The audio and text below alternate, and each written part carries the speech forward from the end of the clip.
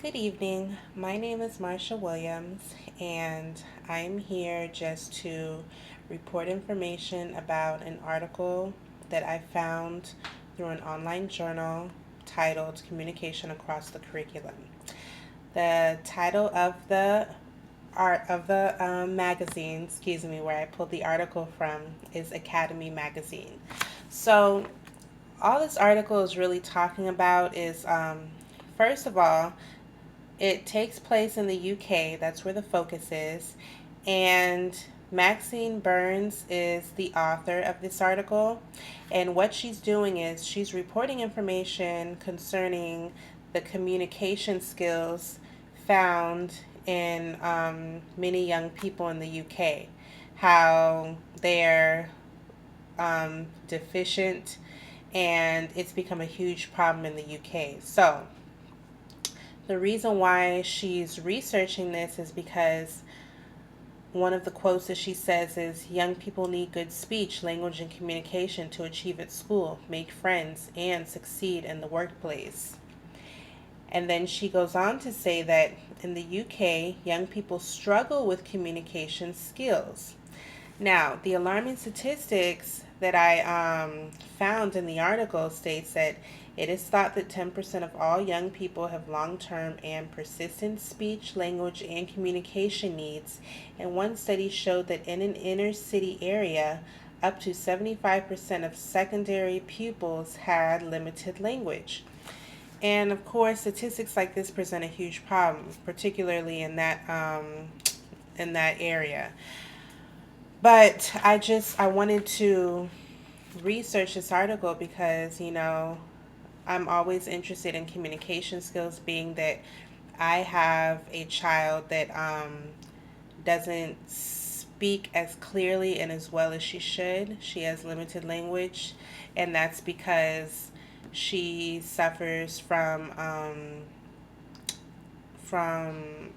a language. Well, it's not a language barrier, but it's just her fundamentals weren't established at a young age. She didn't have a very strong foundation set in place when she started kindergarten. And of course, it's followed her year after year after year. So, this article really struck a chord with me because I'm always interested in hearing about statistics regarding this dilemma, as well as finding out strategies to use to help build the deficient areas. So that's why I chose this article. So, again, this article takes place in the UK. Maxine Burns is a researcher for this article. She works for a company called Ofsted. And what Ofsted is, it's a program, and they're a part of the ICANN secondary talk program. That's what they're known as. And she's the lead communications advisor. And what they do is they inspect literacy across the curriculum, and they focus on how well students develop speech, language, and communication. And it also states that the way teachers communicate with their students is crucial in helping to develop their cognitive, academic, language proficiency skills, which is all important. So I feel like this problem doesn't just exist in the UK. I feel that it also exists in the United States of America too, where we teach.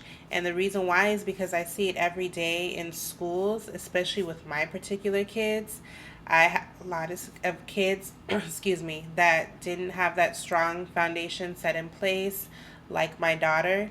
And as a result, if they don't have the skills that they need to master the grade level, if they keep getting moved on from grade level to grade level, it's going to do nothing but continue to hurt them, especially in the long run.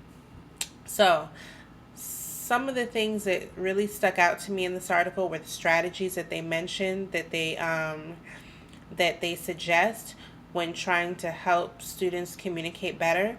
And one of the strategies named was educators should teach students to work effectively in pairs or groups. I'm an advocate for grouping students. I've always been an advocate for grouping students. I think that students work better when they are grouped together. It allows for the teacher to um, pretty much have the students work more collaboratively with one another. And when they're more collaborative with one another, they can, bounce ideas back and forth off of each other. They learn from each other. It encourages them to engage in conversation, all of that great stuff, which is what they're going to need when they go into the work world, because that's how it is in the work world. They're going to have to know how to work well with others, even if they don't particularly like them. So I thought that was a strategy that was important. Another strategy that stuck out to me was helping students become independent learners by teaching them to reflect on their reading and extend their thinking. That's a part of Common Core. You know, these strategies, a lot of them mentioned in this article, are pretty much what we have moved towards as far as education is concerned, because the Common Core is just that higher level of thinking. It forces students to extend their thinking, it forces them to analyze everything that they read, and so forth. And that's what they're going to need to know how to do in life, period. They're going to have to learn how to analyze. So, I mean, Common Core is good in a sense. It's just unfortunate that it has started as late as it has. So, of course, the students have been struggling a lot with it because it's completely different from anything they've ever done before. But at the same time, it's good for them because it's going to definitely benefit them in the long run, I think. Another strategy mentioned was to focus on the communication skills of problem behavior students who are repeatedly in trouble, consistently don't understand instructions given, or always say the wrong thing at the wrong time. Now, that one stuck out to me especially because I, as an educator, haven't necessarily done that in the classroom. I'm always into trying new things. I know many times before when I've dealt with a problem behavior in my classroom, I'll have them do a discipline essay or isolate them in the classroom, but I haven't really analyzed the behavior, to try and figure out why the student is doing what they're doing and try to create steps to help them. The only thing that I can say that's close to probably what that strategy says is that during parent-teacher conferences, when I, along with several other teachers, meet together to discuss the problems that are associated with the child, what we do at the end, especially if it's behavior that's a huge problem, is we create like a behavior plan, and then we have the child, agree or disagree as to what we come up with, and then we create steps to help the child get better. That's the only thing, but I think this goes a little bit more deeper, and it is something that I would like to try at the start of this new school year and see how it works, and maybe I'll have even better success with this. So, like I said, it is something that I will try. Another strategy mentioned was to content area teachers should focus on subject specific vocabulary and work on implementing keywords that help with examinations. For example, analyze, summarize, evaluate, etc. That's true. Content area vocabulary across the board needs to be practiced. The more exposed the kids are to the words that they're going to be tested on, the easier it will be for them to understand what they're being asked to do in those questions when it comes time to testing. Those harder, higher level tiered words such as analyze, evaluate, and so forth are words that they're going to need to know, and are words that they're going to see a lot, especially in testing. So it helps if every single subject area is using the same words in their question stems when they're teaching, as well as when they assign independent work. So, like I said before, the more the students are exposed to those words, the better the information will be retained, and they'll remember, so that when they when it comes time to testing, excuse me, and they see the word, they'll be like, oh, I know that word. And they'll totally understand what the question is asking them, and it won't throw them off. So that's important. Another thing is praising students. That's something that I always do. Most of these strategies I do in the classroom. I've been doing ever since I first started teaching back in 2006, and I continually do because they do in fact work. So yeah, I was definitely excited about this article because, here I have an article where a lot of the stuff is going on currently in schools. And, with strategies like this, you have the child's best interests at heart, which is always important. And, most importantly, they work. They've been proven to work and they do work. Another strategy that stuck out was an educator's speaking rate should be adapted to a pupil's language ability. Students with a lower English proficiency level should be spoken to at a slower rate to help students process the information more clearly. That is true. I am an ESOL educator. I became an ESOL educator towards the end of last school year when I switched schools. Before, I was just a regular ELA teacher. But now I'm an ELA teacher teaching only ESOL students. So with that said, with ESOL, it's definitely different from regular students. I have students that range from high English proficiency levels to no English proficiency levels. So with that said, I have to change my voice constantly depending on the group of students that I have. And with my students that don't speak any English at all, I have to talk at a pace where they are able to at least understand a little bit of what I'm saying.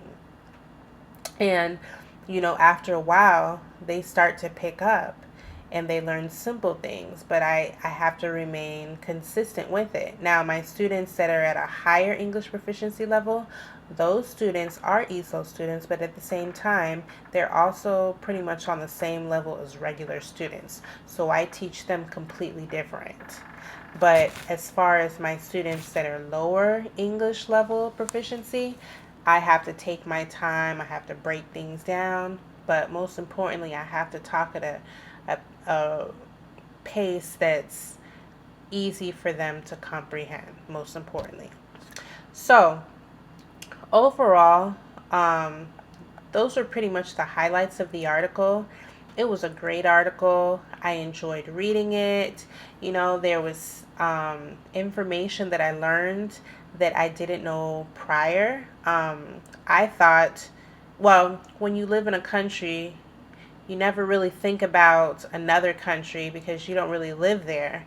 So, when I think about all the problems that I see in our schools, I don't really take it upon myself to ask the question, oh, I wonder how other schools in other countries are doing. And if I hear something about another school in another country, I don't usually hear bad things. I usually hear good things. Like, for example, in the Caribbean, I hear the education is very good, but it's strict in a good way. But at the same time, I also hear that the people that live there would rather come to the United States of America because, it's a lot calmer. It's a lot easier for them. So, when I see the problems in my country, in our country, in the United States of America, I don't necessarily think about problems in another country. So when I heard that this was a huge problem in the UK, I was surprised because, when I think about the UK, I think about England, because I have relatives there. And I never hear anything bad concerning education there. So, it's strange to me because they talk so proper and all that, but I know the UK is much, much larger. But with that said, it was surprising, but at the same time, the information in the article I thought was very useful, especially the strategies, because the strategies, definitely, a lot of those strategies, like I said, we use here, and they do work, and the kids respond very well to them, and I love them. So, excuse me. Like I said, I enjoyed the article. The strategies that I haven't implemented in my classroom that I said I wanted to try, I'm going to go ahead and try. The other strategies that I mentioned that I do try, I have tried. I will continue trying because they have worked for me in the past, and I will continue to use them in the future. But other than that, it was a great article, and that's it. Thank you so much. Bye.